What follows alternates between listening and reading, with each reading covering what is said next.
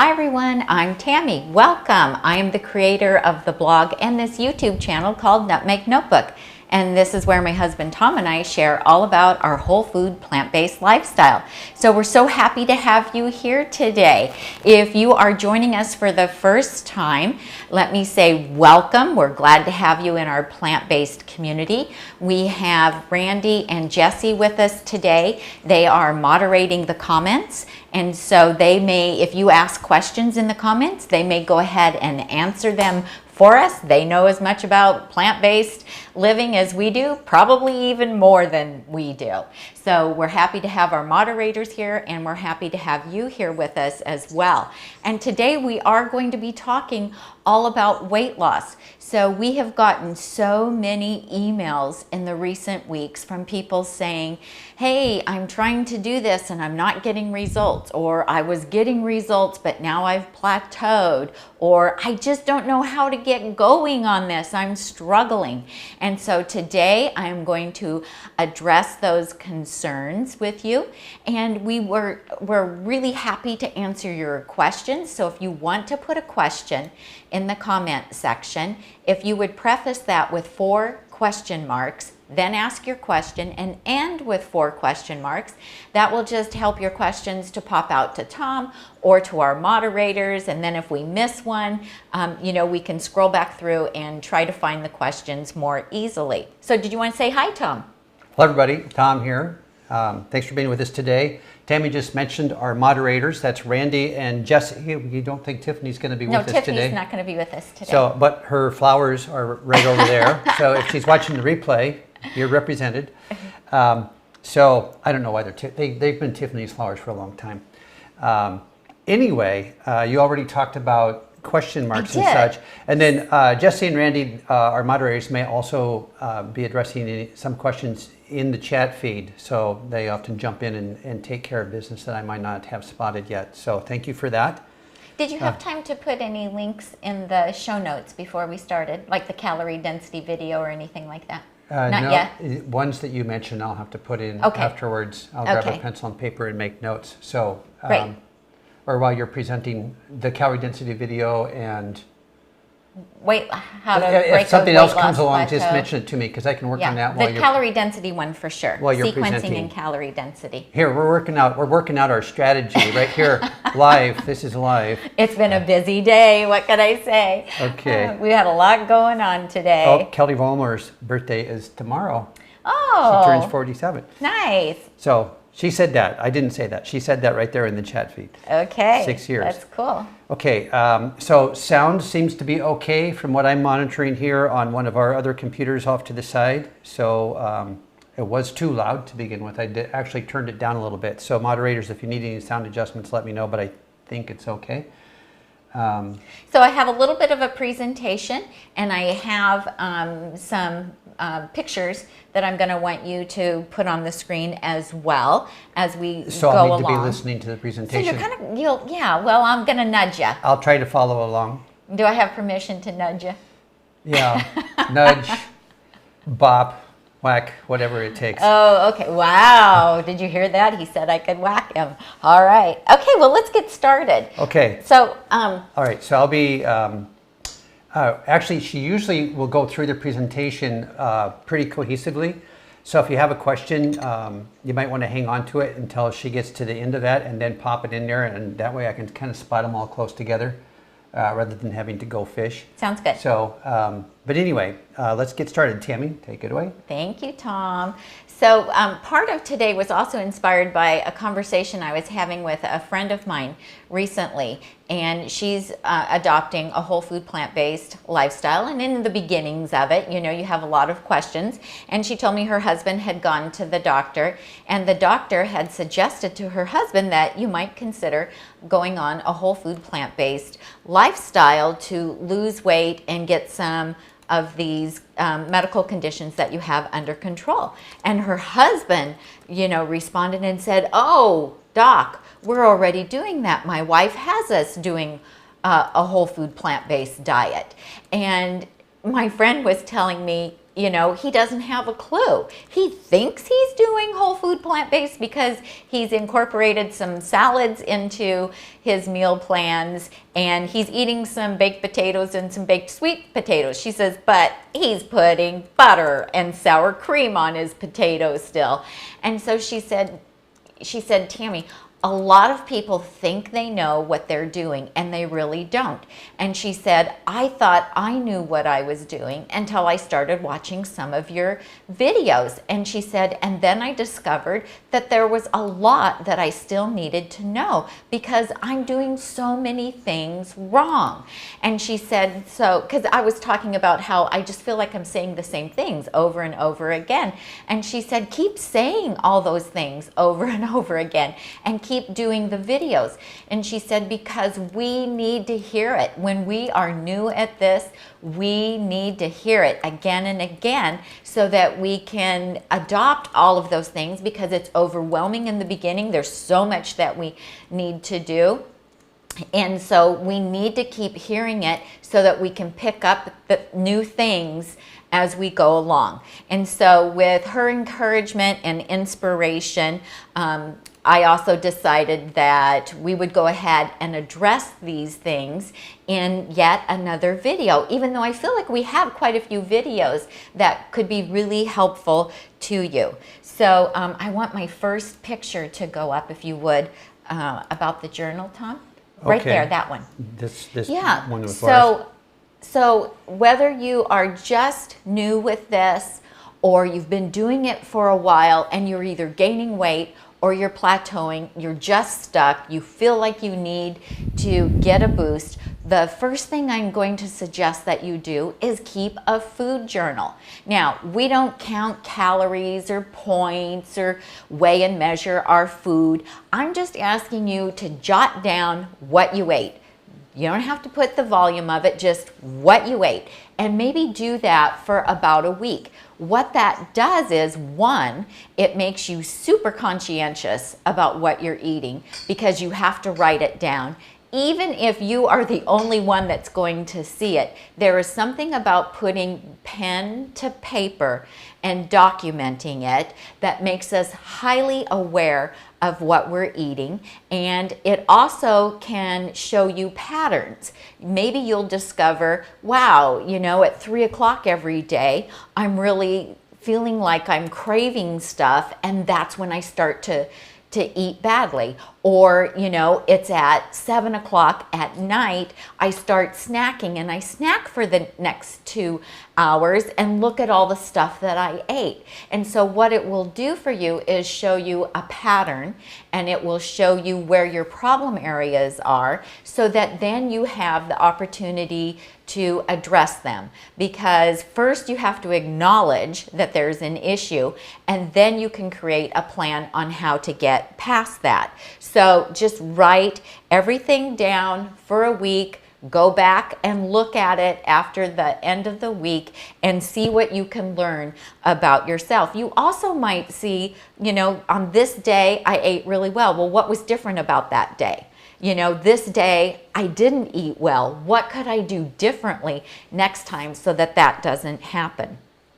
Also, document every BLT. That was something that I learned way back in my Weight Watchers days.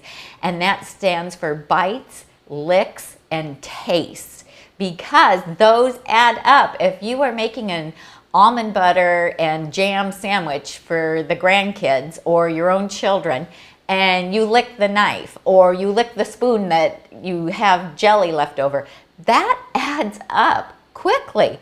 If you eat the leftover crusts when they don't eat all of the sandwich, that adds up. Write all those things down, because then you can see over the course of a week, oh my gosh, look at how much that added up to. So I remember someone telling me that they went through Costco, and they were on the standard American diet. They went through Costco when Costco was handing out all of the samples back in the day before the pandemic, when they used to do that, and they added up the calories of all of those samples, and it was like 800 calories worth of just BLTs, bites, licks, and tastes, just going through Costco in one visit. And so you could just see how all of that really adds up, and that could make a really big difference, especially if you're someone like me who can gain weight quite easily. And so just be really, really honest about that. Now, if you would give me the next slide, or I can do it even, Tom. This one? Yeah, thank you. So another thing is eating out. Now, because of the pandemic, you might not be going actually to the restaurant, but you might be ordering things and picking them up. Now, we're very fortunate. This is a restaurant that we go to here locally, and we've gotten to know the owners of it. And they have an oil-free and a gluten-free menu. And they even have a special meal that they make for me. It's called the Tami Special. And because I've talked about it so much, other people now in our area go in and order it.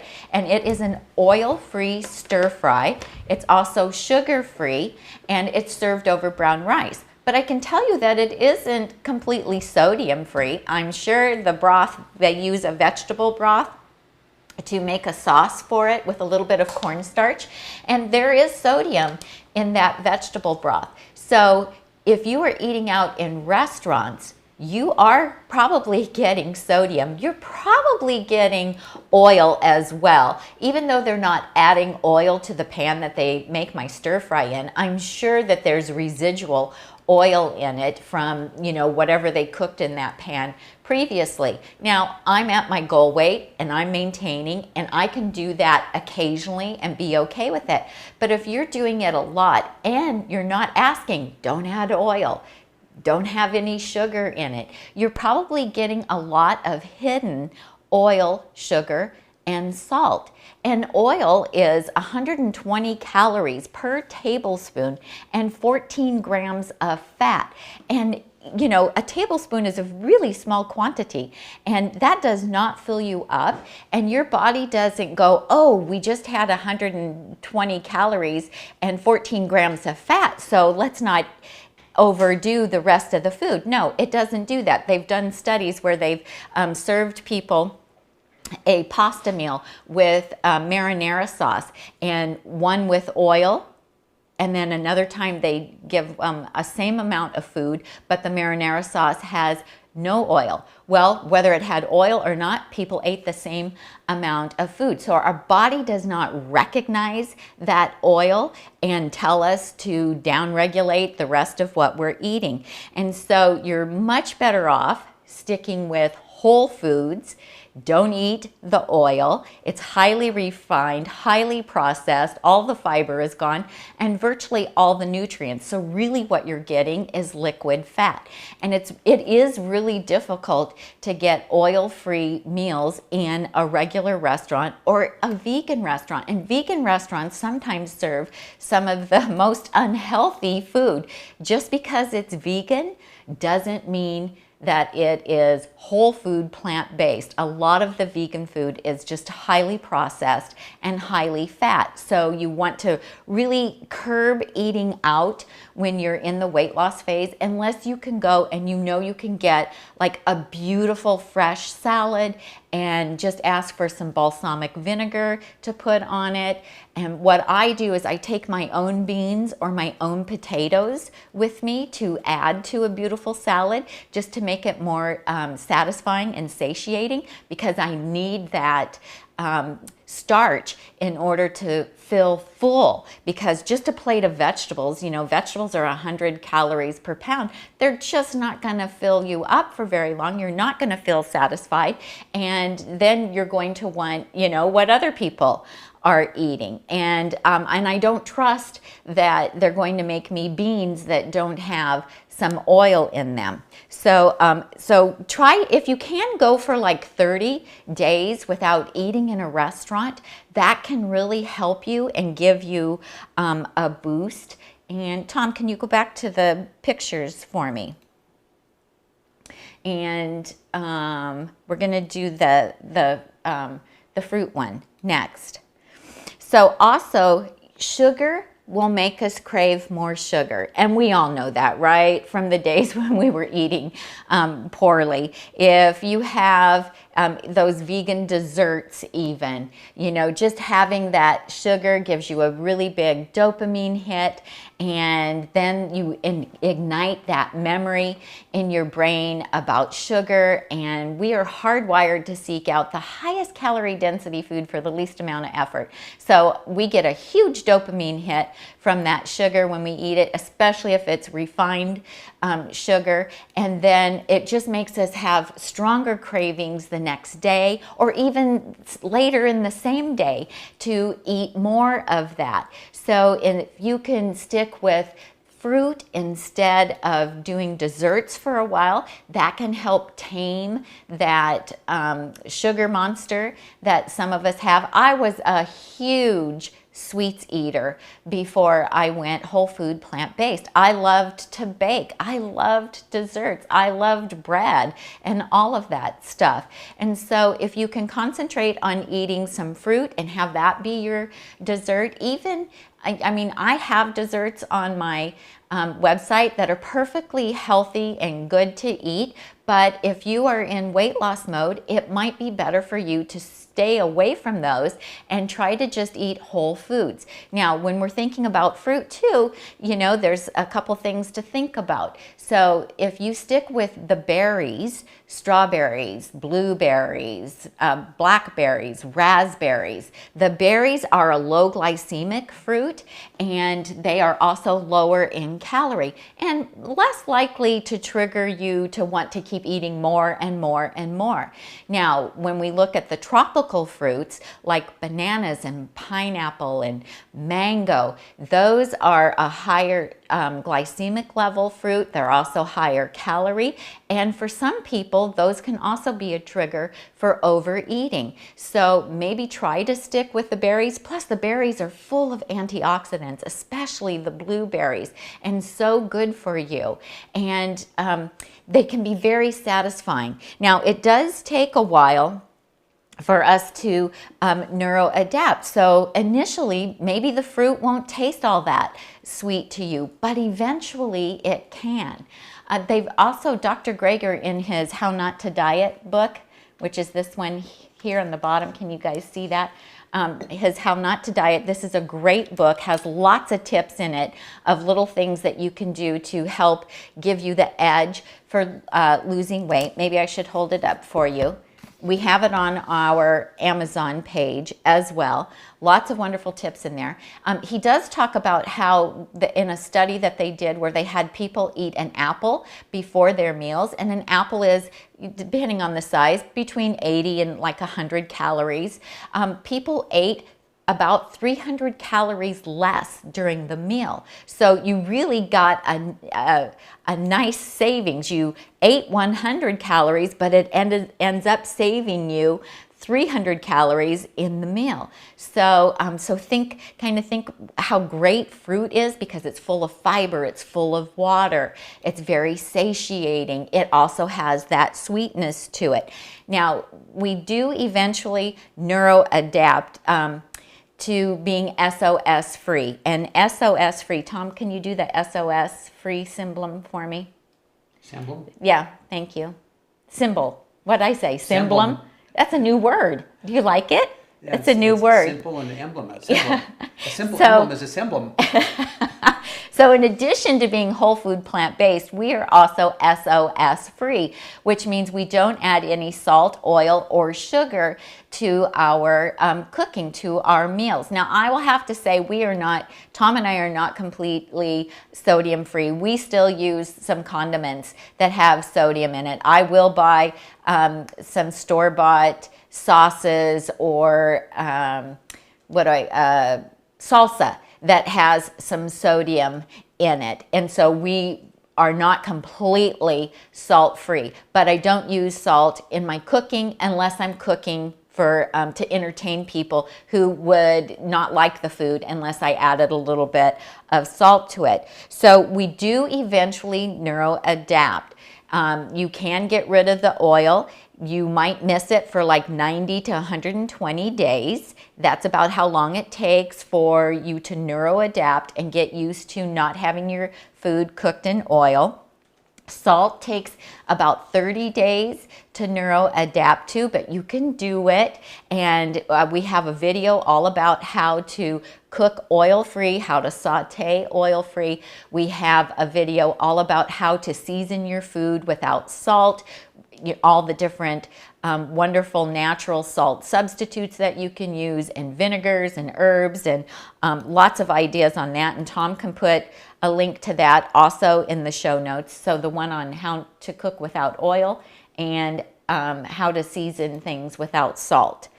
Okay. So those two things are, that's very, very helpful. Also, salt in our food causes us to passively overeat by about 8%. So if you give somebody, a bowl of rice and it's not salted, they'll eat until they're full and stop. If you give them a bowl of salted rice, they'll eat about 8% more. So if you think of that, if you're having salt at every meal and you're eating 8% more calories at every meal over the course of a week or a month or a year, that really adds up to a lot of extra calories. It's all these little things, when we add them up, that make a really big difference for us. Now I need the smoothie video. Okay. Also, I'm going to ask you to not drink your calories. So whether that's in the form of sports drinks or sodas or juice, some vegetable juices could be okay, but certainly not fruit juices, because it's a lot of calories. It's very easy to drink in a very short amount of time. Although you are getting the water that's in the juice, you are missing the fiber. And it's the combination of fiber and water together that helps make things more satiating. And we really need that fiber also for our gut health as well. So a lot of people do drink smoothies and they do really well, even with weight loss or maintaining. But if you are drinking smoothies, maybe try not to have the smoothies for a week and see if that makes a difference for you. Now, most people aren't making their smoothies without fruit. And if you're throwing the fruit in there, it's making it really sweet. It adds up to a lot more calories. And I know we don't count calories when we are on a whole food plant-based diet, but you need to be aware of what you're doing. You can consume easily 500, 600 calories in a smoothie. And if you were to try to, eat all the components of that smoothie separately, just on a plate, you probably wouldn't be able to eat all of it, because that food processor is taking, or the blender is taking and processing all of that. You're not having to chew it. And they've done studies to show that actually chewing our food makes it more satisfying and satiating to us than drinking it. So, our bodies were meant to chew our foods. That's why we've got all these teeth. We were supposed to chew those foods and process them ourselves. So if it's working for you, great. But if you don't like, if you're doing smoothies and you don't like your results, maybe try not having the smoothies. Maybe try doing something else for a while. Chef AJ tells a story about how when she first started seeing Dr. Lyle at, what do you need? Can you put that book down now? Yeah. Dr. Lyle at True North, and she was having a smoothie every morning. He said, go home, put all the ingredients in your blender, but instead of blending them, pour them into a bowl and try to eat them and see if you can eat all of that stuff for breakfast. And she said she couldn't. And then she realized, wow, blending them allowed her to eat a much larger volume than she could eat if everything had just been left whole. So now if you'd give me the calorie density photo. So since we're talking about calories, let's talk about calorie density. So learning about calorie density is what really helped me change the way that I eat. And I learned all about that when I joined Chef AJ's program, The Secrets to, she has a book now, she didn't at that time, but The Secrets to Ultimate Weight Loss. And her whole plan is outlined in this book, and on the back of it, she has a calorie density chart. And she didn't develop the calorie density chart. That was developed by Barbara Rolls, I think she's from Penn State, and she did studies all about people's eating habits. And what calorie density is, it's simply measurement of a specific amount of food. This calorie density chart, this is how many calories are in each pound of food that you can see there. And what we ask you to do is to stay with the 600 calories or less per pound foods, because in all the studies, what they have shown is that if people keep their food at 600 calories or less per pound, they can lose weight and they can maintain their weight loss without having to weigh and measure their food. Now, does this mean that you can eat as much food as you want and overeat? No, it does not. It means that you can eat until you are comfortably full, and then you need to stop. And if you do that with these foods, I tell you, it is easy to lose weight. But when you start dipping into the things that are over 600 calories per pound, you can easily overeat. You can even gain weight, because if you're taking in more calories than your body needs, or more fat than your body needs, then that can be a problem. And you can see avocados are perfectly healthy and they're a wonderful food to eat, but they're 750 calories per pound. They are very high in fat, even though the fat is a good fat. And then of course, ice cream, no brainer, we're not going to eat that. Bread, look at bread, 1,400 calories per pound. And that goes for bagels and wraps. And then of course, cheese, we don't want you to be eating any cheese, even vegan like dry cereal. And then 1,800 calories per pound, the sugar, the crackers, the popcorn, the chocolate, and then nut butters and nuts, 2,800 calories per pound. And you know, you would, if you wanted some of that, you'd have such a small quantity, it wouldn't be that satisfying or filling. And then oils at 4,000 calories per pound. You can definitely see why we don't want to include that. Plus, not only is it calorie dense, but it also damages our endothelial cells. And you can find Dr. Esselstyn's videos online all about that. So then I want you to look at the things that we can have. And let's concentrate on the things that we can have. We can have all the non-starchy vegetables. Those are only 100 calories per pound. They're fantastic. Fruit, 300 calories per pound. And remember, we're talking on average there. So we know that, you know, things like cucumbers are considered fruit. And then the berries, they're going to be lower calorie. The 300 calories are going to, per pound are going to be fruits like the tropical fruits that are higher in sugar. But then also look at the complex carbohydrates that we can choose from. The potatoes, the corn, the squash, and the oats are 400 calories per pound. Whole grains like rice and pasta, those are 500 calories per pound. And then beans and legumes are 600 calories per pound. So within that range, you know, there's a 200 calorie disparity between the potatoes, the corn, the squash, the oats, and then the beans and legumes. I'm not saying don't eat beans and legumes. Do. They're great for you. I find for myself that potatoes, they are lower calorie density, and I also find them to be more satisfying for me. Tom eats a lot of rice, and he does great with that. I do better with potatoes. So, and maybe that's just my body chemistry. I don't know. But that's just what works better for me. So you also might want to play around with what your complex carbohydrate choices are as well. And while we're talking about that, okay, we show this picture here, Tom. The one that I have in there? Yeah, that'd be good. So these are the things that we want to be eating. We want to be eating dark leafy greens and non-starchy vegetables, and I have lentils there, and grains and potatoes and winter squash.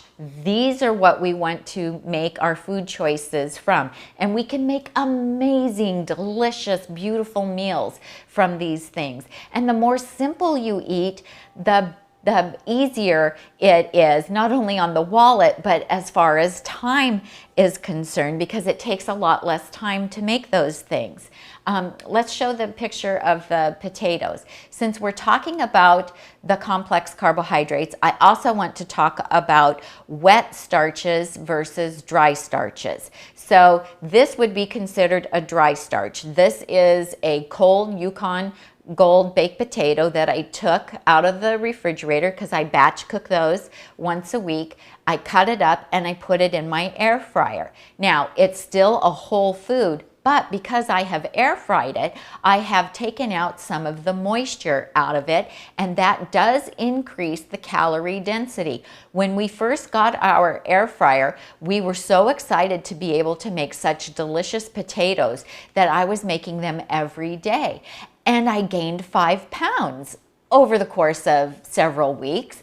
And I was talking to Chef AJ about it. I was like, I don't know what's going on. And she said, well, how often are you making those air fried potatoes? And I was like, every day. We love them. She's like, well, how many are you eating? And I was like, I don't know. I'm just filling the tray and making the whole tray. And she said, don't air fry more potatoes than you would normally eat in a sitting. So if you would normally eat one medium-sized potato, then that's what you should be cutting up and putting in your air fryer. Because once we increase the calorie density of it, once we take out some of the moisture and increase the calorie density and make it crispy and crunchy and start dipping it in our SOS Free ketchup, we just go hog wild over it. Plus, we were sitting down and we were so excited about the potatoes that we were eating the potatoes first. Well, once you start eating the higher calorie density food that's on your plate, it's awfully hard to go back and eat the spinach or to eat a raw salad.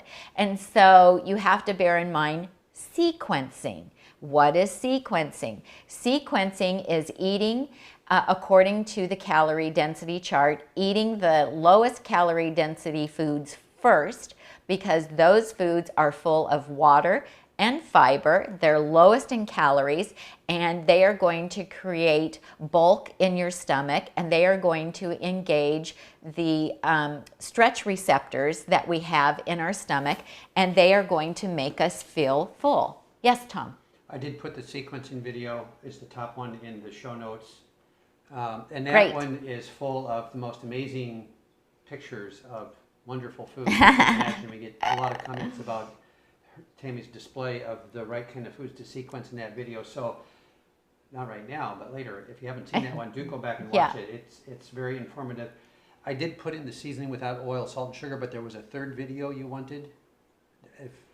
And you don't have it on the top. I don't have it top of my head now. Okay. If we think of it, or if somebody knows what it was, if they tell us in the show notes, that would be good too. Back with your presentation, but the sequencing, there's a whole video on that, and you'll have to refresh your show notes because I didn't have that in when we started the video. It won't show up until you click on the spinny thing in the upper left-hand corner. Okay, so what are our wet starches? So wet starches are going to be like your oatmeal, your quinoa, your oat groats, your millet, all those wonderful complex carbohydrates that we then cook in water, and so they puff up and they expand and they get bigger, and their calorie density goes down because now we've added water to them and they have expanded, and so they're going to be much more filling to us. It would also be just a baked potato or steamed potatoes, or steamed or baked sweet potatoes, or steamed or baked winter squash. And those are still full of their water, and they will be really satiating and filling. But going back to the sequencing, we went to True North Health Center and we spent a couple nights there. And the way they have their cafeteria set up is by calorie density. So at the beginning of the food line, it's a buffet, and at the beginning of the food line are all the raw vegetables and fruits.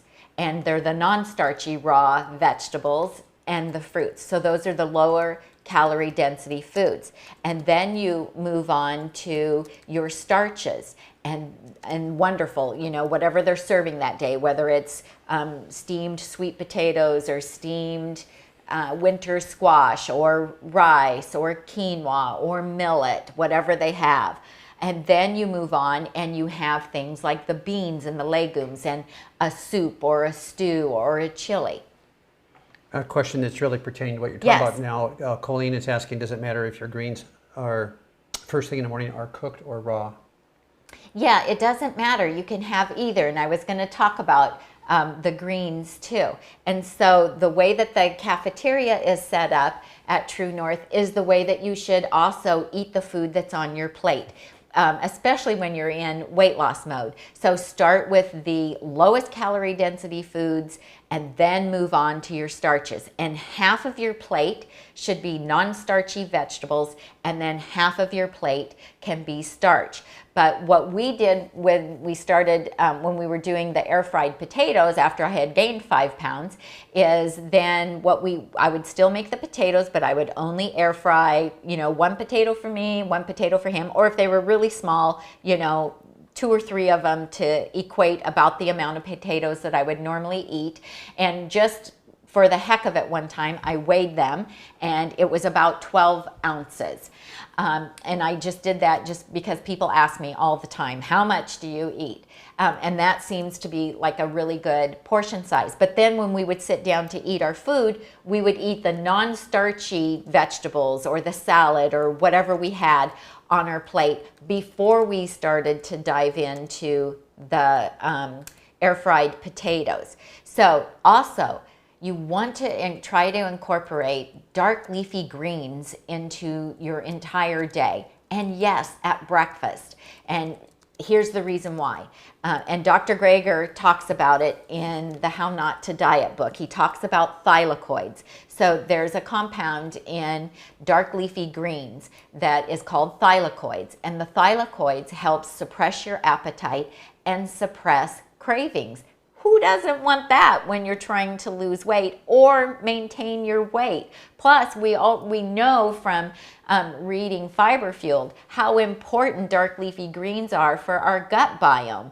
And so you want to include those. If you start your day in a savory way, which is what Chef AJ says, then you set yourself up for success all day long because it will suppress your appetite and help curb cravings for hours after you eat them. So, I mean, and pick the greens that you like: spinach, kale, mustard greens, rainbow chard, whatever the dark leafy greens are that are appealing to you. And you can eat those raw or you can eat those cooked. A lot of people like to take some greens, some spinach or some kale, chop it up finely and add it to their oats. You can do that. You can simply make an oil-free stir fry and do that. So when I was losing weight, I ate about a pound of vegetables for breakfast every day. And I'm not a mono eater. I don't like 1 whole pound of spinach. I would just gag on that. But if I threw in onions and mushrooms and peppers with it, or carrots or whatever I had, then it would be really delicious to me and I could eat it just fine. And you can drizzle a little bit of vinegar over it and that makes it even tastier, or you can use one of the wonderful no salt blends, and Tom posted the video for that where we talk all about how to season your food. You can use fresh herbs and it'll be really, really delicious. I don't know why my timer was on, but the timer on my watch was on. And so get those dark leafy greens in. If you can have them at every meal, that's even better. To have them throughout the day to help curb your cravings. And it takes a while for your cravings to go away. It takes a while for your desire for salt and oil to go away. We never lose our desire for something sweet, but we can tame that when we stop having the artificially overstimulating, highly processed desserts that are full of refined sugar. We kind of do a reset with our taste buds, and everything starts to taste even more delicious to us. You can taste the sweetness of a carrot or a cucumber, and an apple will just like taste amazing, and berries will taste incredibly sweet. So here's one thing that you have to do too, is you have to give yourself time to neuroadapt and to adjust to a new way of eating. And Dr. McDougall says the fat you eat is the fat you wear, and I love that. And Dr. Goldhammer says, if you could have moderated the high calorie density foods, you never would have gained weight. You gained weight most likely because you cannot moderate the high calorie density foods or the highly processed foods. And so I had to just accept that and surrender to it and say, okay, this is my reality. This is how it is for me. I have a food addiction problem to highly processed, high calorie density foods. I cannot moderate those. And so I'm okay with that, because before I figured that out, I thought that I was broken. And so discovering that I wasn't broken, that is just how my brain is hardwired to be, and to no fault of my own, I just live in a society where I'm offered a lot of food that isn't healthy, that's highly processed. If I just go back to eating natural foods, then I can be at a normal weight. I don't have to struggle to be there, and I can be healthy. So because the foods that are going to help you get to a normal, happy, healthy weight are also the foods that offer you optimal health. And that's really what we're after. If you are focusing on getting healthy, that is just so much easier than if you're focusing on trying to get skinny. Dieting seems to have a connotation of a beginning and an end, and living healthy is a journey. There's no end to it. We are just always striving to live healthy and make good, healthy choices. And I can't go off my healthy diet. Some days I might make better choices than other days, but I never feel like, oh, you know, I've gone off my diet and I've blown it, so I just as well eat bad all day. No. So you have to kind of change your mindset. So some other things I'd say is batch prep food. If you have batch prepped food ready to eat, you will always eat healthy. I can show you our fridge. Our fridge is, I batch prepped yesterday. Our fridge is full of healthy, delicious food to help us get through the coming week. It's important to have a clean environment. If you don't have junk in your house, you can't eat junk. If you have people in your house who eat junk, you need to negotiate about how much is brought in or what's brought in and where it's kept. It's important to have a support system, whether that's in your real life with the people that you live with, or if they're not supportive of your healthy lifestyle, find somebody who is. That could be somebody that you've met in a Facebook group, somebody online. It could be somebody you know at church. It's great if you can have an accountability partner, someone who you can text what you ate today with, or just text back and forth about how things are going, or you know, someone that you meet in a Facebook group. If there's a lot of Facebook groups where you can go on and leave comments or post what you ate that day. And also the more changes that you're willing to make, the more results you're going to have.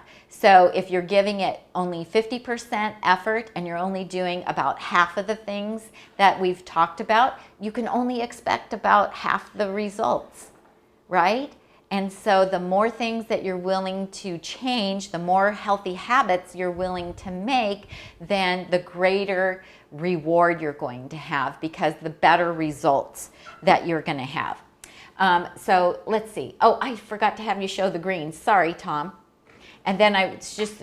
Well, they're pretty. They are pretty. We can just look at them for a moment. Yeah. You can look at them for a moment. And then I love this quote here by... what about the stomach? Oh, well, if you want to show it. Tom wants to show you the calorie density. No, everybody's seen this. Yeah. Yeah, everybody has seen this. So here's the deal. There's the oil. The oil is not going to fill you up, right? Cheese, that's not going to fill you up. The meat. But then look at what we eat. Potatoes, rice, and beans. These are all 500 calories worth of food in a stomach. And then the fruits and veggies. And so you can see how filling that is. You can get a lot more food for your calories when you eat whole food, plant-based. And then let's show that. I love this. This is from Dr. Steve Lawenda. I urge you to follow him on Facebook or on Instagram. He is a plant-based physician in Southern California, and he does a lot of cooking, and he posts what he makes. And I love it. Eat more plants and you'll need smaller pants. I love that. You'll have less ills and you'll need less pills. So thank you, Dr. Steve Lawenda. I need to contact him and see if we can interview him. He is amazing. We've been able to hear him speak live. So questions about losing weight? Are there questions? Yeah. Tom's going to look and see. Let's take one of the while I scan here. Okay, I'll talk. So these are the books that I really like, all about weight loss. This one has SOS Free Recipes. This is Chef AJ's book, and her whole plan is outlined in here, and this is what I used to lose weight. How not to diet. I use a lot of Dr. Greger's tips that he has in here. He has nice little tips and tricks that you can use to help you lose weight. That's a great book. We have these books are on our Amazon page. This is Own Your Health by Glenn Mercer and the recipes by Chef AJ. And I have 7 recipes in here as well, all SOS free recipes. The Pleasure Trap by Dr. Doug Lisle. If you don't want to read about it, you can just Google The Pleasure Trap and find YouTube videos that he's done on The Pleasure Trap. And this was an amazing book for me to read because it really explained why I couldn't moderate processed foods. So I do highly recommend that one. And then the McDougall Maximum, I'm tongue-tied today, weight loss plan. This is also a very good read. He's a little more liberal with the salt and the sugar than Chef AJ is, but also it's a really solid plan and a good read as well. So if you're interested, Tom has our Amazon link in the show notes. Okay, the first question, going back through the scroll, is from Becca. What are too little calories and what are too many calories when eating plant-based? You know, that is an entirely individual thing because we are all so different. So you have to experiment and find out what works for you. And it can vary from day to day for people depending on your level of activity. You know, on a day that if we go hiking, I can, you know, probably consume some more calories because I'm burning a ton of calories by hiking. And so I'm, you know, might need to eat more that day. So it's going to depend on your metabolism, your hunger drive, your body chemistry. And so what you have to do is use the calorie density chart to decide what you're going to eat, sequence your food, each meal according to calorie density, and you have to listen to your body and know when you're full. And when you're full, stop eating and take a pause at a certain point. Like, put the food on your plate, but just because your plate's full, we don't have to be a member of the Clean Plate Club like our mothers tried to make us be when we were little and tell us that there were starving children in Africa. stop midway and take a pause. Have a drink of water. Put your fork down and see how you're feeling. Am I still hungry or am I full? And if you think you're full, stop. Stop eating. You can always come back to it if you need to. Also, if you eat too fast, your brain doesn't get the signal that, hey, we've had enough to eat, and you might want to go for seconds before you actually need to. And so that's another time to take a pause. But no one can tell you, oh, you need to eat X amount of food, because it's such an individual thing. Obviously, Tom can eat a lot more food than I can. He is a man. He has more muscle mass than I do. He weighs more than I do. And he can eat a lot more food than I can. And you and I might be the same age, the same height, but we might have different caloric needs, just based on a lot of different things, how active we are, how much muscle mass we have.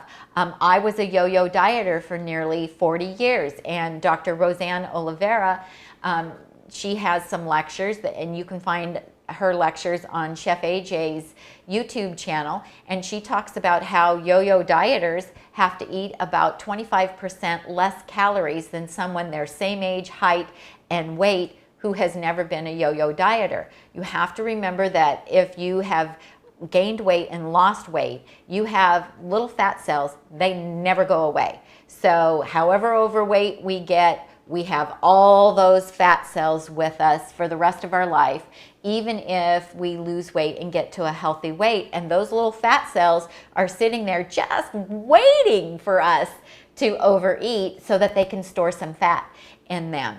And so you really have to do what I call an experiment of one and figure out for you what works. And how you'll know that is, are you losing weight? Are your clothes getting looser? If you're not losing weight, do the things that I suggested. Journal, write everything down, see where your problem areas are, and pay attention to calorie density.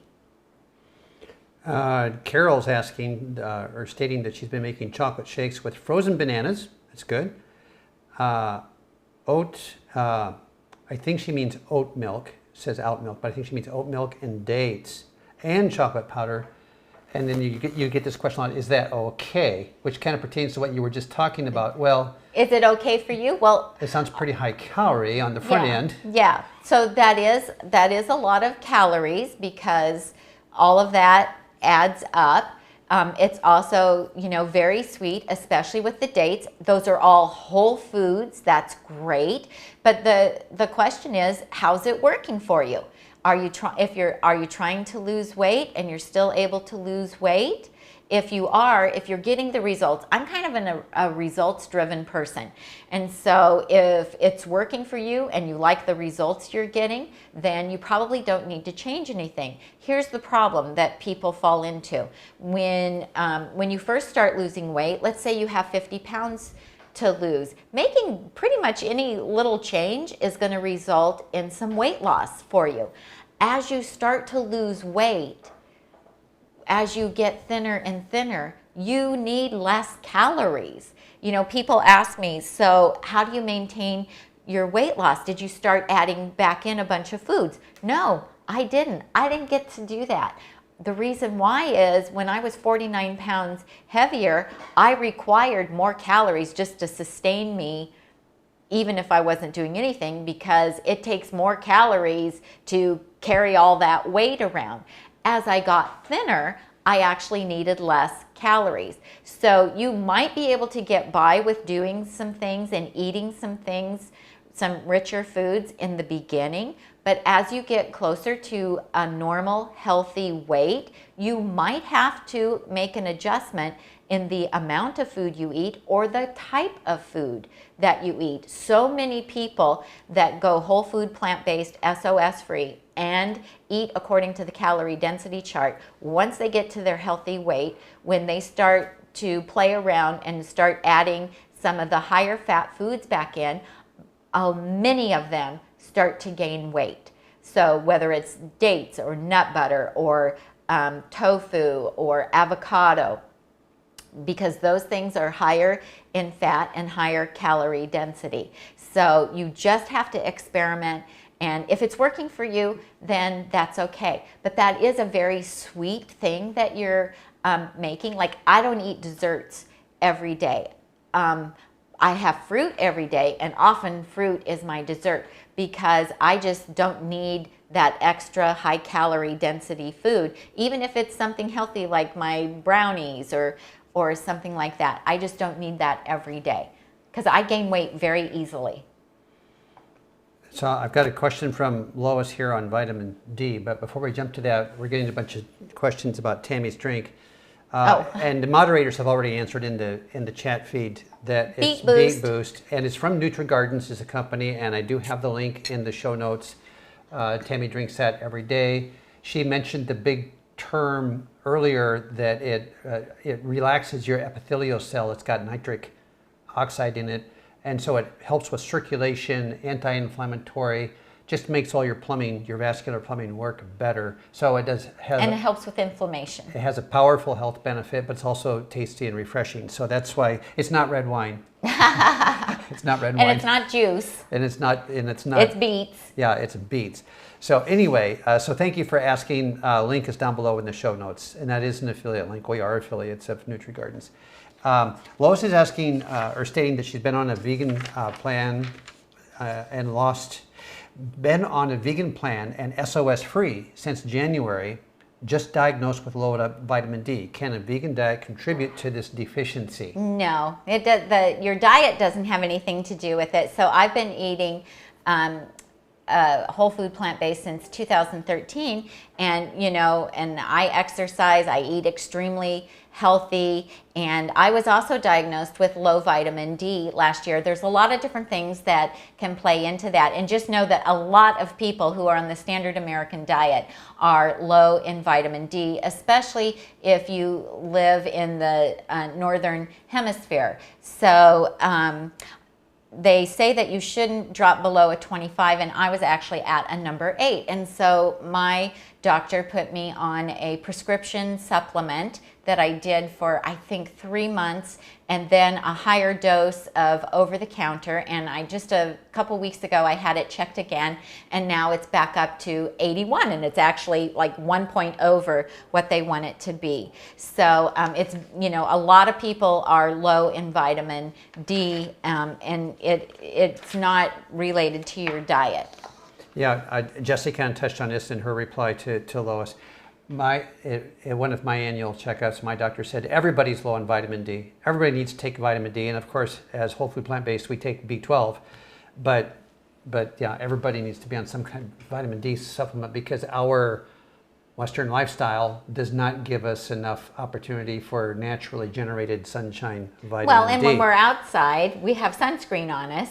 Yeah. Which blocks the absorption of the vitamin D. So, so I had your question. I was going to address that. I had that from your Facebook question as well. Oh, was that from Lois? Or? Yeah, yeah. She had sent me a Facebook question for that. Do you have other questions, or I have questions here? Well, I don't know if Chef AJ answered it or not. Somebody was asking if you eat 2 meals a day like you did. She was in the chat feed here for a bit. Okay, so yes, I do. AJ was on? Yeah. Oh, nice. I do eat 2 meals a day. My first meal of the day. Now, when I was in weight loss mode, I ate 3 meals a day because I was eating vegetables for breakfast every morning. But after a year or two, maybe, I can't remember how long, then I started paying attention to my hunger drive. Oh, which camera am I on? I guess I'm on this one. You're on yours. I started paying attention to my hunger drive, and I thought, I'm just eating breakfast out of habit. I'm not really hungry. I'm going to test this and see what happens.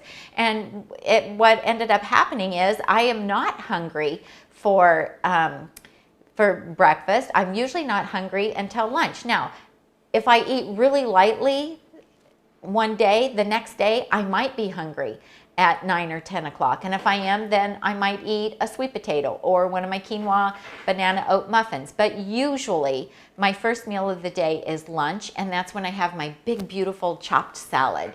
And then I eat dinner.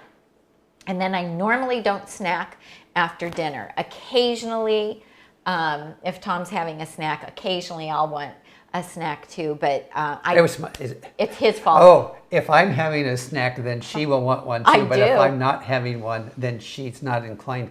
That's a real thing. That's a very real thing. So, and Chef AJ is still watching. So I'll agree, it's a real thing. Okay. It is a real thing. If it's in your husband's mouth, then you're going to want to eat some too. So, yep. okay. It is. He can be a bad influence on me. Okay, so I have a question. Let's see, from Pat. She wanted to know where are some good sources for grains to cook up. Dr. Greger recommends sorghum and millet. She said the ones that she's been buying have had a lot of holes in them, and it just takes a lot of time to weed through them and clean them up. So I like Pure Living brand. I have different brands. This is Kandarian Organic Farms. Now some of these came in our Nourish Box, which is a monthly subscription that we subscribe to of a SOS Free whole food plant-based. Can you get it up there? Yeah. So this is sprouted buckwheat, it says? Yeah. Okay. And I really like that. And then this one is what?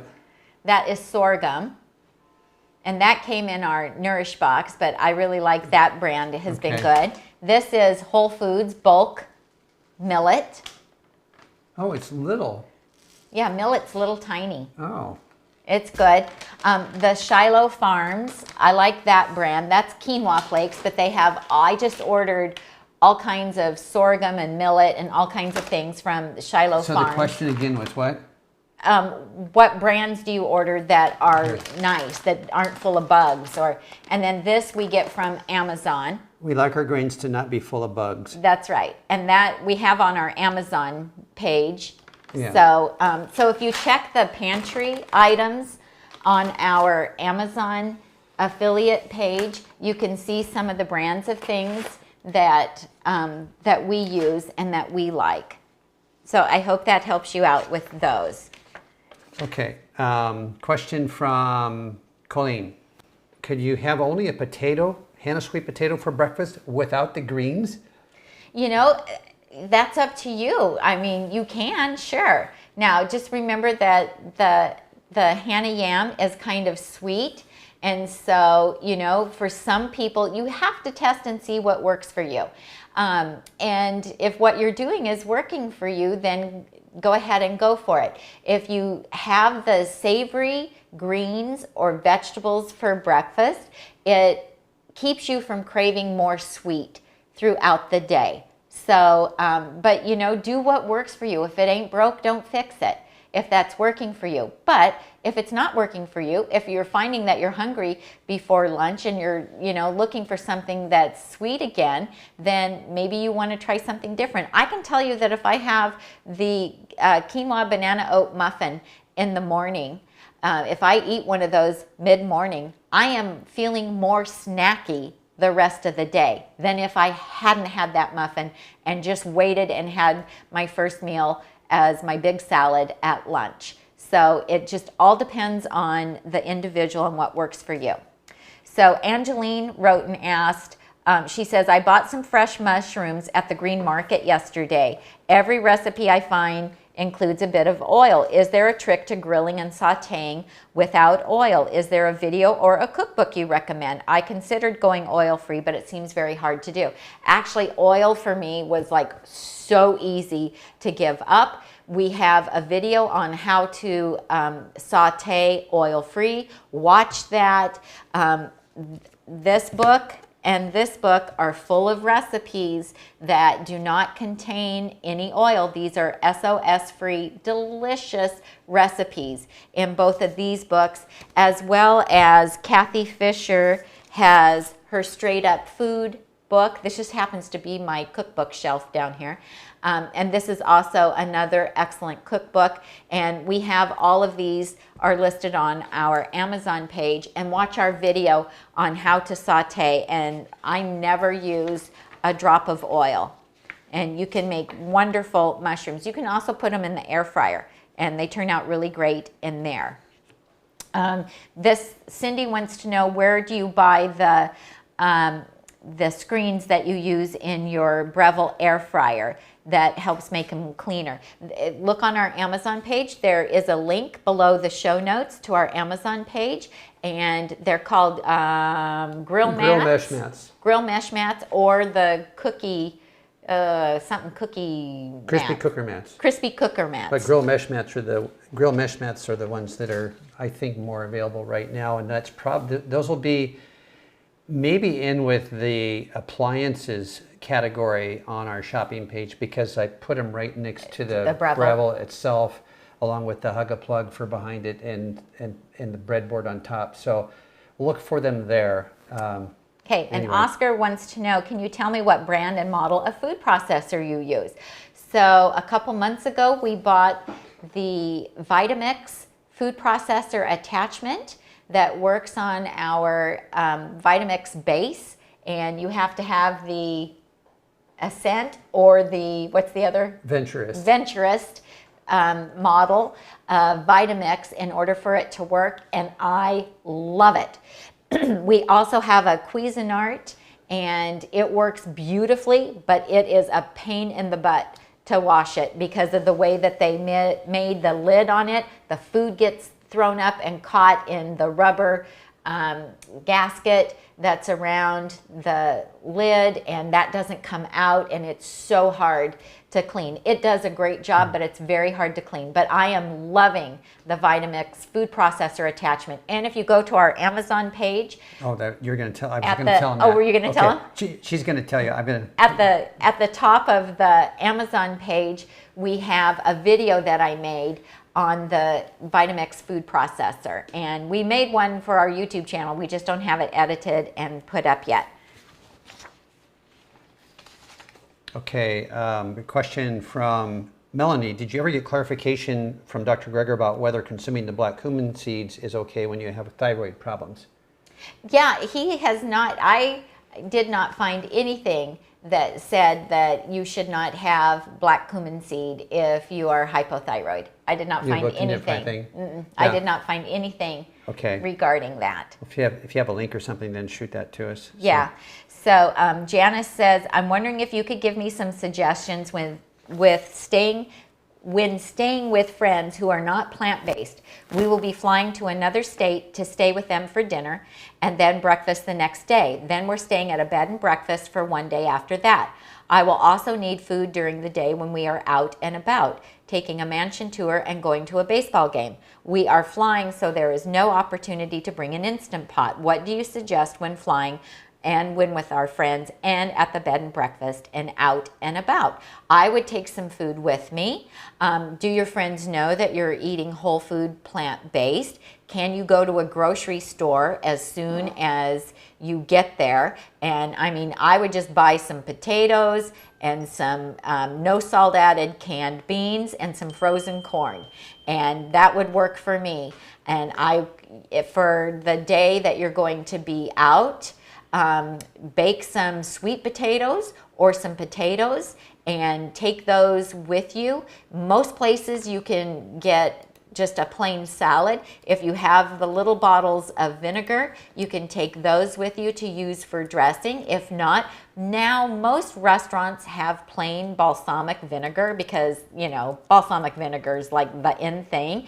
And you can ask for a salad with no croutons, no cheese on it. Just give me all the vegetables that you have, and then you can add your potato to it and use your own vinegar, or make sure you specify, I want just plain vinegar, not vinaigrette, or lemon or limes that you can squeeze over the top of it, and that can get you through that day.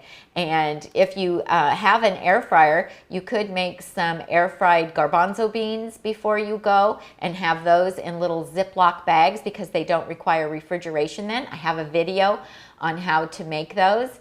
and you could take those with you. There's also, you can buy the shelf-stable quinoa, shelf-stable rice. Make sure you look at the package and make sure you get the ones that don't have any oil in them or any salt. They're just the grain, and you can take that with you, and that can be heated up easily in a microwave. So, I mean, what else would you take? We have a video called How to Eat Healthy Anywhere. Watch that. And also on our blog, I have 3 different blog posts on how to travel and eat healthy. So it can be done. And looking for those videos, you'll find at the top of your YouTube page that you're watching right now a search bar. So just type in Nutmeg Notebook Travel or Nutmeg Notebook, whatever subject, and that will come up. Yeah. In fact, Mary Anthony is asking now a question: do you have a video on how to air fry vegetables such as mushrooms, broccoli, etc.? We have some newer ones. The first one was about 2 years ago. But I show you how to do it. The veggie air, Breville Smart Oven Air Veggie Air Fry, and it's had, I don't know, it's had a couple 100,000 views actually. So that's it's an early video so far as our production value is concerned, but she cooks up a bunch of vegetables in the Breville on that, which leads me to the next question on the stream here. Is our favorite air fryer is the Breville Smart Oven Air because of the size of it. Chef AJ has the same one. After she saw ours and saw how much we could do in there, she got one for her house as well. We do have an Amazon link on our shop for that. They are not on sale right now. Often you can get them for $3.99, but they're back up to $4.69 right now. But they might go down for Mother's Day. Sometimes before Mother's Day, they have them on sale. So keep an eye on that. A lot of folks do get them at Bed Bath & Beyond using the 20% off on a local purchase only. You cannot use that online. But they do seem to honor them locally. So that answers actually a couple of questions. Search Nutmeg Notebook Veggie Air Fry. That video will come up. And I don't know how to pronounce this. Sioban Costello is asking salt. How to minimize salt in your diet. We pretty much just stopped using it, and things taste bland for a couple of weeks, and then they don't. And then after 3 weeks, after 21 days, well, about 30 days, things start tasting really good. And if we do get caught out and order like a chicory at a vegan restaurant or something, sometimes we actually have not been able to eat it because they put so much salt in it. It was awful. So you get used to not putting salt on things because we put way too much salt on stuff. Yeah, just stop using it when you're cooking, and then, you know, all the fresh fruits and vegetables that we buy have natural sodium in them, and you can use, when you're cooking, you can use celery that has a higher natural sodium content, which will make things taste saltier, and so does Swiss chard. Swiss chard will make things taste saltier. So you can chop that up finely and put it in soup or stew or in your veggie burgers or what have you. And if you use lemon juice or lime juice, that kind of tricks your taste buds and makes you feel like it's salty. There's a seasoning called Zatar, I think, Z-A-T-A-R, and it has a really tart flavor to it, but it also kind of makes things taste salty as well. And then use a lot of fresh herbs and salt-free seasonings to really flavor things. You do need to use more seasonings initially in order for the food to taste really good to you, but it only takes about 30 days to get used to not having the salt. And at first, like Tom said, things are going to taste a little bland. I also want to tell Janice, who's traveling, fresh fruit, take fresh fruit with you as well. You know, that's really great to be able to eat that. And just remember that those few meals that you're going to be having away from home, it's not the end of the world if they're not, you know, the best tasting meals.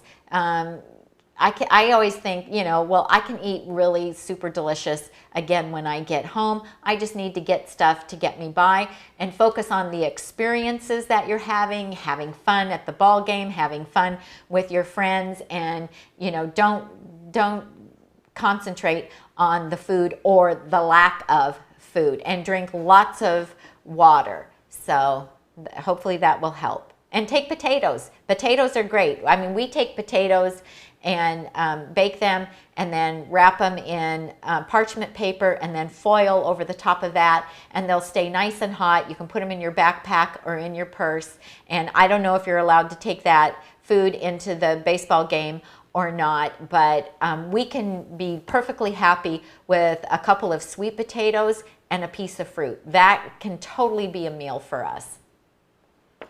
1922, Misty Blue has a question, which I have 2 answers to. What is your favorite ultimate weight loss book recipe? Chef AJ has already answered. She likes the bean burgers. We know that. My 2 favorite are, actually they're both soups. Chef AJ's red lentil chili is a staple meal for me.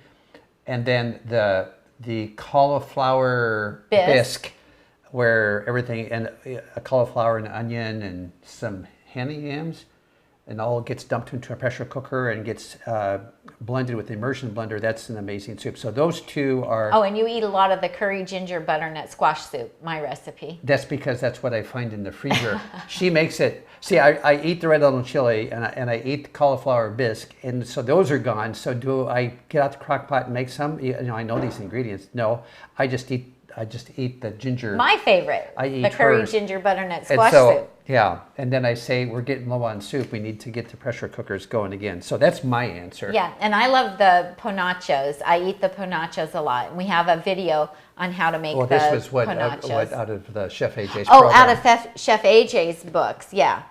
Yeah. Yeah. Okay. Gotcha. Okay. All right. Oh yeah, and the no bean burgers. Those are one of my favorites too. I love those. Okay, so Mohr, M-O-H-R, Mohr says, I am new to Chef AJ and through her recent series learned about you and your website. You and your husband are such a great team. Thank you. I hope you can help. I really struggle with salad dressing, and I know it's important to avoid oil. By any chance, do you have a healthy plant-based recipe for ranch? I know I would eat more salads if I had a dressing I really liked. Thanks so much for your time. I don't have one that's published yet. I have recently developed one, but it is not published yet. But there might be a ranch dressing in here. AJ, is there a ranch dressing in here? Let's see. My creamy balsamic is in this book, and that is really delicious as well. And AJ has apple fig mustard dressing, a balsamic tahini dill dressing, Cheater's barefoot dressing. That one is really good. My creamy balsamic, a honey mustard dip, a lemonade dressing, lemon poppy seed. There is a roasted, that's a pesto. Doesn't look like there's a ranch one in here, but there might be one on AJ's YouTube channel for a ranch one. And I'm thinking about doing like a cooking class of making salad dressings, and so that's why I haven't published mine yet. I don't know what in the chat started this question, but Ruth is asking, what are Cram muffins? Oh yeah, that recipe I think is in this book, and those are a really delicious recipe that AJ made for Dr. Doug Lyle. And let's see, yeah, page 142. They're really great. It makes a huge amount. I think it makes 24 of them, if I remember right. And it's with oats and applesauce and millet and bananas and shredded carrots and chopped apples and apple or pumpkin pie spice and some dried currants. And that's in this book here. You guys, you've got to get this book. If you want to eat SOS free, seriously, you've got to get those 2 books. It's on our Amazon page. In the book section.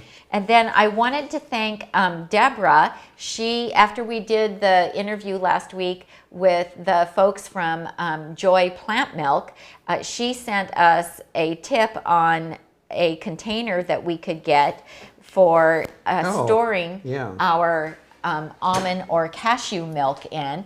And so we ordered it and we love it. So thank you so much, Deborah Sitko. Here, I saved this so people could see what goes on. Let me go back to camera 2 here. Okay, so it separates a little bit. We talked about this in last week's show, and so you can see the separation there.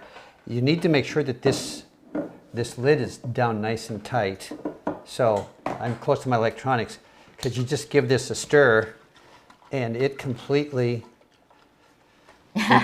turns to, because there's no emulsifiers in here or additives or stabilizers, all, the long list of stuff that's on what we were buying.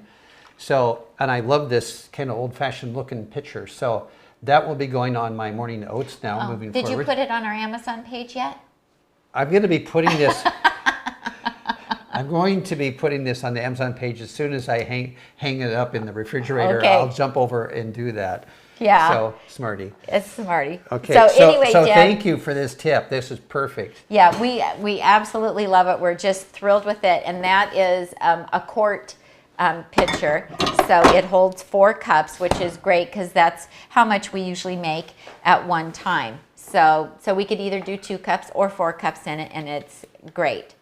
And then, there from Joella said she bought the Mexican Fiesta class that we have on our... And I spotted that email today. I'll need to send her, I'll just send her a PDF of all the recipes. Okay. She was having trouble downloading the recipes, so Tom will take care of that. And that is all the questions I have here. And Tom right now is adding that glass pitcher to our Amazon page. So where's the add to your list? Here, add to a list. Yep, click on that, go down. And it's going to go into food storage containers? Yeah, I think it's a good place I'm going to put it in food storage containers. It'll be in food storage containers. Okay, done. All right. And it has a really nice lid that attaches, so we're very happy with that. So if you missed the video last week that we did on Joy almond milk and cashew milk, go back and watch that because they were just so fun to interview, and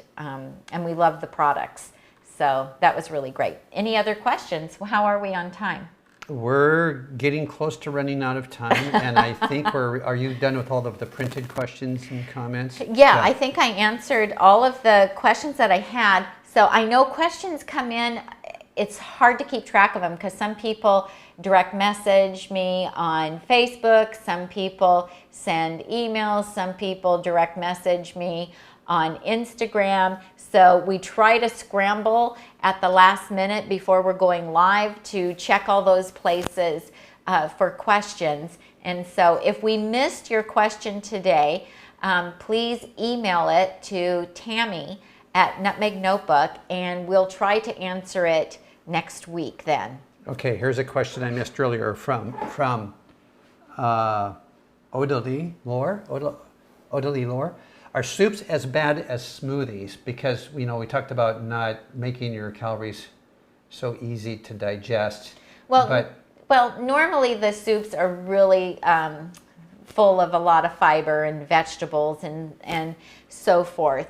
And soups don't have the sweet component in them. They're not full of the fruit. And it's really that sweet fruit, the bananas and the pineapple, the mango that everybody likes to use in their smoothies. It's really all that sweetness that really triggers us and makes us want to overeat. We don't get the same from the blended soups, but here's what Tom and I do also with the blended soups, because the blended soups are really an easy eat. I mean, you could practically drink them except that they're hot. So the fact that they're hot slows down how quickly you eat them.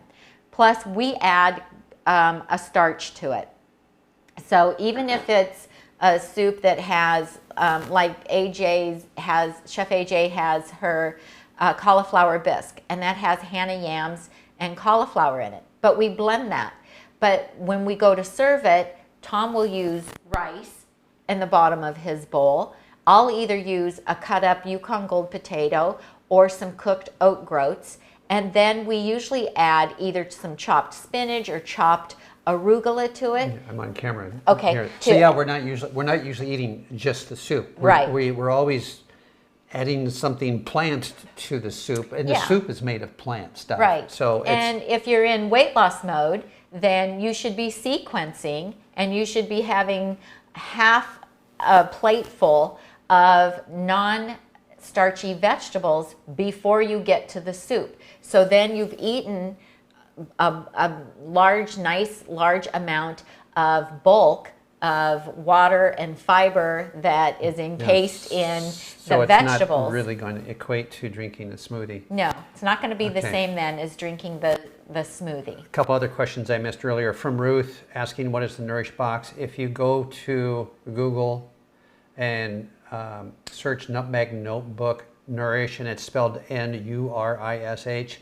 box, Tami has a blog post where she shows everything that comes in this curated selection of a variety of whole food plant-based products, and Tami shows you what's in the box of that particular month and what she cooked up from it, and it's a subscription service. So, but go to nutmegnotebook.com and find, scroll down and find that Nourish Box, or Google Nutmeg Notebook Nourish Box, and that blog post should come up. And we have a discount code for you that. get $5 off your order if you use the Nutmeg Notebook on that. Nutmeg, I think it is. Yeah, and one of the moderators already answered, that there's a link down in the show notes. And if you subscribe to our newsletter, if you go to nutmegnotebook.com and subscribe to our newsletter, Tom sends out a newsletter at least once a week, usually just once a week, but if there's something special.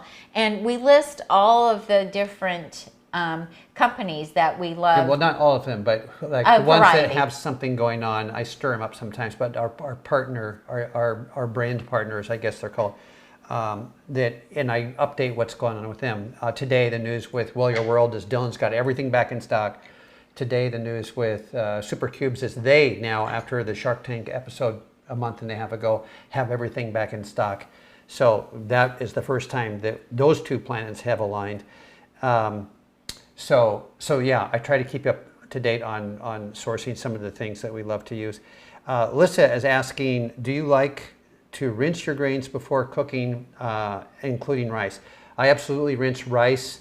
Our rice comes from Northern California, where we don't have the serious issue with arsenic like out of the Southeast grown rice.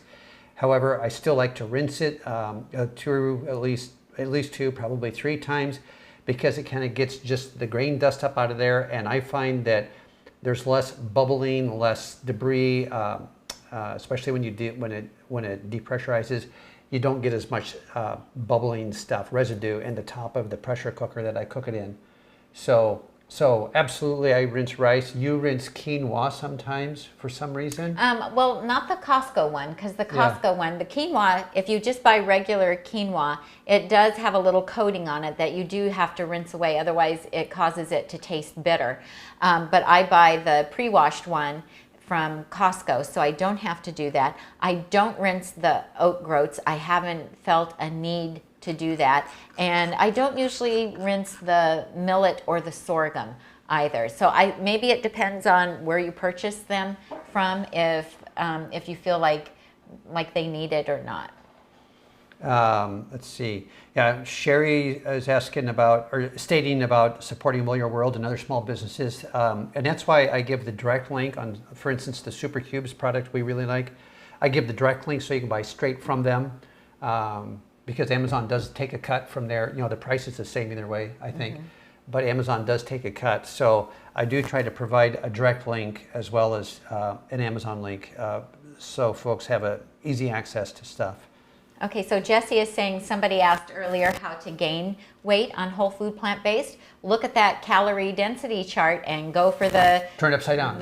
Turn it upside down and eat the things that are higher calorie density. I wouldn't go to the highly refined carbohydrates like the, I don't know, can you bring it back up or not? The calorie density chart. But you could certainly add tofu, avocado, and nuts, seeds, and nut butters to your diet. Those are all high calorie density foods that are still healthy and whole foods, and just increase the amount of those. And you know, that is an issue for some people are too thin, or older people don't eat as much food. They eat a smaller quantity of food. And so you might need to add those higher calorie density foods. And certainly, I want to say this, certainly for children, you want to give them those high calorie density foods that are still whole food, plant-based, and nutritious. So our grandchildren eat tofu, avocado, they eat nut butters, you know, they get to have those high calorie density foods, and they need them, and they need the high calorie fat in order to fuel their brains and help with brain development. Jerry is asking the beet juice. Is it the beet boost with cherries? What's the name of the one that you are using right now? Yeah, this is the original flavor. I know they are changing the formula, and they're going to be rebranding it, but this is the original flavor. Okay. All right. Do you want me to grab a container Yeah, because of it? it says Revitalize. She's drinking Beet Boost Revitalize. It used to say something different. But yeah, the link is down below in the show notes, and they may have some different names on the site now. Does that one still say Revitalize? Yeah. I think so. So, what are you standing on? You got awfully tall. I'm standing You're on a step stool. On my step stool. Oh, wow. Okay. I keep that down there. Okay. All right. So You're that, good. so that my feet aren't dangling, you know, because when I sit in this chair, my feet don't reach the floor. Yeah. So this just helps me. Okay. You're back on your camera. Okay. Yeah. So this is what I drink. I love it. It's great. If you use our affiliate link and our discount code, you do save, is it 15%? Yes. Yeah, which is really great to be able to do that. So yeah, if you go to Are you going to put it on screen? yeah, so if you go here to their page and click on products, and they're showing Spin Boost, Watermelon Hydrate. Here's Beet Boost in the middle. Revitalize. Yeah. Original flavor. That's the Yeah, one the I middle like. one here.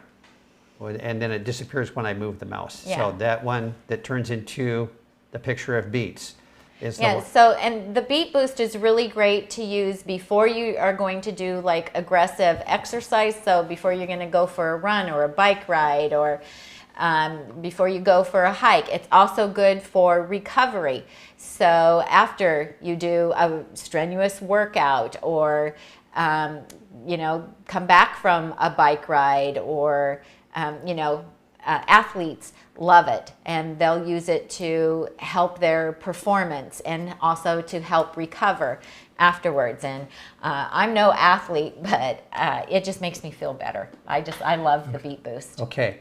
If we missed your question, you can send an email to Tami@nutmegnotebook.com, or if it's something about materials or the website, then you can send that to Tom@nutmegnotebook.com. And You demand. And we are out of time. It's time to say goodbye. Oh, it's 5:30. Hour and a half. So moderators, Goes by fast. Sherry and Randy, thank you so much. Who'd you say? Moderators, Jesse and Randy. Oh, I thought you said Sherry. Maybe I heard it wrong. No, I did say Sherry. Well, that's what I thought you said, and I thought, who's Sherry? She doesn't know about Sherry. She's a different moderator. I thought, what? I have no idea. Why you said Sherry? Maybe there was a Sherry name in the chat feed and my unconscious pulled that out. What is the title again of the blue book Tami was reading from? Okay, this one is Own Your Health. Own Your Health. And that's written by Glenn Mercer and recipes by Chef AJ. Tami does have recipes in this book as well. I do. So that's this one. And then if you want to know how to lose weight, then there's this book. Or you can join Chef AJ's online program called Feel Fabulous Over 40, and you can join it for 2 weeks for free and try it out. And that also gives you lifetime access to the private Facebook group for that as well. Okay. Michael Scott says, you two are the perfect combination of perfect and cute. What I want to know is who is cute and who's perfect. Here, Sherry says, I'm not a moderator. But maybe you want to be, Sherry. Do you want to be a moderator? I have enough moderators looking after me already, thank you. I appreciate every moment of it too. Jesse says, great memory, Tom.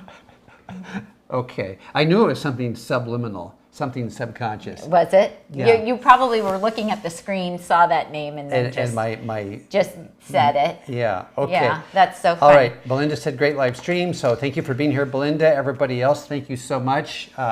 We really appreciate you guys showing up on Sundays and watching with us. It's really great. Give us a thumbs up. Subscribe if you haven't subscribed. Go to Nutmeg Notebook. Note, not book, Meg. Meg book, note. Can you tell we're tired? We're tired. Nutmegnotebook.com. And subscribe. Fill out the pop-up window. Then you'll get the reminders about this show and everything else that's going on. Follow me on Instagram, Nutmeg Notebook on Instagram, as well as Facebook. So on Sunday mornings, at between 7 and 7:30, we go live on our Nutmeg Notebook Facebook page, and we do that while we do a walk and talk. So we walk for 4 miles outside. We show you fun stuff that we see. We answer questions. Sometimes I have a topic. Thank you for the super chat, Janice. Janice Dorn super chatted us. Thank you. Thank you so much. Sweet. Also on Saturdays, I do my Super Salad Saturday post on the Nutmeg Notebook Facebook page, and that is where you can post a picture of one of your big, beautiful salads or a chopped salad that you've made that week. We do ask that it's something that is oil-free if you want to share the salad dressing, but you can post a picture in there and a description of what's in your salad, and it just helps all of us get ideas on different things to put in our salads. And then once a month I randomly choose someone and California who posted, and California Balsamic sends them 2 free bottles of vinegar. So it's a really fun thing. You have to participate to win. You do. So I'm Tami. You got it, finally. And I'm Tom. And we help you get healthy and stay healthy, one meal at a time. Bye-bye. Thanks, you guys. Bye-bye.